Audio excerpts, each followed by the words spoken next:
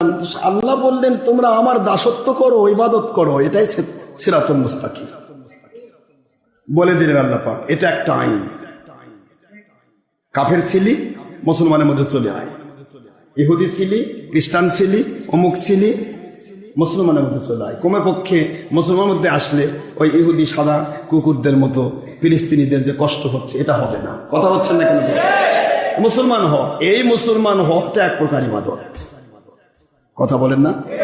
এবার যখনই মুসলমান হলো, এখন আল্লাহ ভাগ করতেছেন তোমাদের মধ্যে কে হক ফেরকা আর কে বাতিল বাহাদুর, নাকি কাফেরের মধ্যে 72?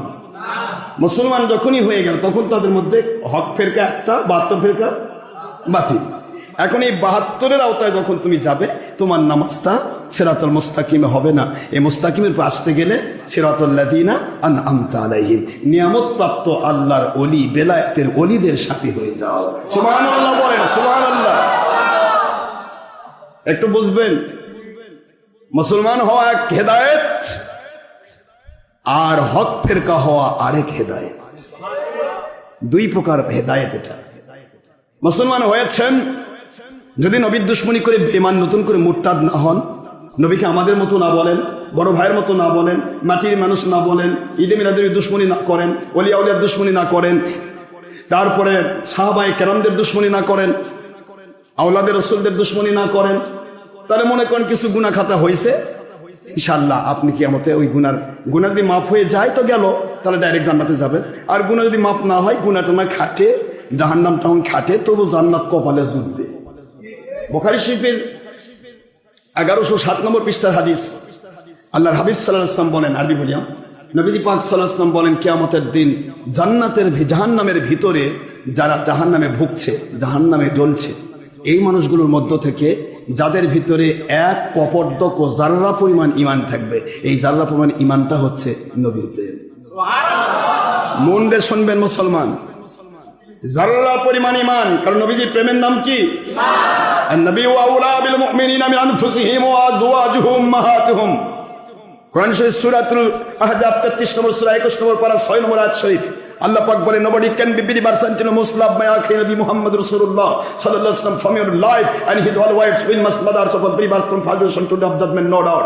All believers of this world, this notice only for believers, not for these but non-Muslims who stay in this world. If a male or female, young or adult or student or serviceman or businessman, anybody, nobody can be believers until you must love my akhi nabi Muhammad sallallahu alaihi wasallam from your life. Subhanallah bolun। আল্লাহ বলেন, আমি আল্লাহ পাক আইন করে দিলাম, মদিনার আইন, সূরাতুল আহজাব 6 নম্বর আয়াত, আইন করে দিলাম আমার নবী প্রেমের নাম ঈমান, আর নবীকে মানা আমার আদেশ, সেটা হলো আমল। আমল কবুলের শর্ত ঈমান, নবীর মহব্বত ঈমান, নবীকে মানা আমল। নবীকে মানাটা আগে নয়, আগে নবীর মহব্বত। আপনি যদি আমাকে ভালোই না বাসেন, আমার এসি মসজিদ বাদ দিয়ে টাকা পয়সা ব্যয় করে রিক্সা ভাড়া দিয়ে আসবেন? ওখানে তো নামাজ শেষ হয়ে গেছে, সব মসজিদ নামাজ শেষ। এখানে কেন আসছেন? আর কথা বলে না কেন? আল্লাহর সন্তুষ্টির জন্য। দ্বিতীয় নম্বর মহব্বত। মহব্বত যদি না থাকে তাহলে তো ঘৃণা। মহব্বতের বিপরীত কি? ভালোবাসার বিপরীত ঘৃণা। তা ঘৃণা দিয়ে যদি আমার কথা শোনেন, শুনতে মন চাইবে? কি করে উঠে দিবেন তো শুনবেনই না আমার কথা, তা মানবেন কি? আমার কথা বোঝেন নাই? আমার কথা আপনি শুনবেনই না, তা মানবেন কি? আখিরি রাসূল সাল্লাল্লাহু আলাইহি ওয়াসাল্লামকে আল্লাহ বললেন, আমার রাসূলকে মাইয়ুতে এই রাসূল ফাকাদ আতা আল্লাহ, হু লাভস এন্ড ওবে দেয়ার আখি নবী মুহাম্মদ সাল্লাল্লাহু আলাইহি ওয়াসাল্লাম as well as like the loves and obey their Allah. Ayat Sharif number 18 Suratul Nisa the part of 5 surah number 4 in Quran Sharif Madaniyah. May Allah speaking wa mayyuti এই রাসূল ফাকাদ আতা আল্লাহ। সুবহানাল্লাহ বলে। আল্লাহ পাক বলেন সূরা নিসা 4 নম্বর সূরা 5 নম্বর পারা 80 নম্বর আয়াত শরীফ, মদিনা অবতীর্ণ আইন। আল্লাহ বলেন, আমার নবীকে যে মানলো সে আমি আল্লাহকে মানলো। মানতে গেলে ভালোবাসা লাগে। নবীকে যে ভালোবাসলো সে আমি আল্লাহকে ভালোবাসলো। আর আমাকে যে ভালোবেসে মানলো সে জান্নাতি হলো। আবার বুখারী মুসলিম শরীফের হাদিস আছে, হুজুর বলেন, আন আবি হুরায়রা রাদিয়াল্লাহু তাআলা ক্বালা ক্বালা রাসূলুল্লাহ সাল্লাল্লাহু আলাইহি ওয়াসাল্লাম, কুল্লু উম্মতি ইয়াদখুলুনাল জান্নাতা ইল্লা মান আবা। কিলা ওমান আবা ইয়া রাসূলুল্লাহ সাল্লাল্লাহু আলাইহি ওয়াসাল্লাম ক্বালা মা আন। ভালো করে শুনুন, কিলা ওমান আবা ইয়া রাসূলুল্লাহ সাল্লাল্লাহু আলাইহি ওয়াসাল্লাম ক্বালা মান আতাআনি। দাখালাল জান্নাহ ওয়া মান আসানি ফাকাদ আবা।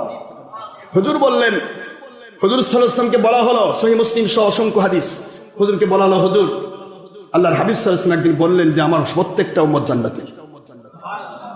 কিভাবে হুজুর ইস্তেসনা করছে, সবাই জান্নাতি। হুজুর বললেন, হুজুরকে বলা হলো, হুজুর যখন বললেন জান্নাতি ইল্লা মান আবা, কেবলমাত্র কিছু লোক আছে যারা মুসলমান দাবি করেও আমাকে অস্বীকার করবে, এই অস্বীকারী ছাড়া সবাই জান্নাতি। এই অস্বীকারী হলো নবীকে আমাদের মতো বলা, বড় ভাইয়ের মতো বলা, মাটির মানুষ বলা, নবীর দুশ্মনী করা, নবীজি পাক সাল্লাল্লাহু আলাইহি আওলাদের বিরোধী ইয়াজিদকে রাহমাতুল্লাহ আলাইহি বলা, আমাদের ভোট দিলে নবী ভোট পাবে বলা। নবী কোনদিন ভোটই নেয়নি, তো ভোট দিলে নবী পাবে মানে তুই কি নবী হয়েছিস নাকি? এই জালিম মুন্সি, তুই নবী হয়েছিস? ভোট দেব আমি তোকে আর পাবে নবী মানে? নবী কি খেলার জিনিস? আমার নবী কোন সালে কোন মার্কায় দাঁড়াইছিল? হুজুরের বিরোধী দল কথা ছিল, কি কি মার্কায় পাশ করেছে, কথা কয় না। দেখুন, সাধারণ মানুষ রাজনীতি করলে সেটা হয় রাজনীতি, আর 2 নম্বর মুন্সি আর পীরের রাজনীতি করলে সেটা হয় জাহান্নামী কাজ, জাহান্নামী। নবীজির উপর মিথ্যা অপবাদ, কোরআনের উপর মিথ্যা অপবাদ, হাদিসের উপর মিথ্যা অপবাদ, আর মানুষ ভাববে এটাই বোধহয় ইসলাম। এত সহজ নয় ইসলাম।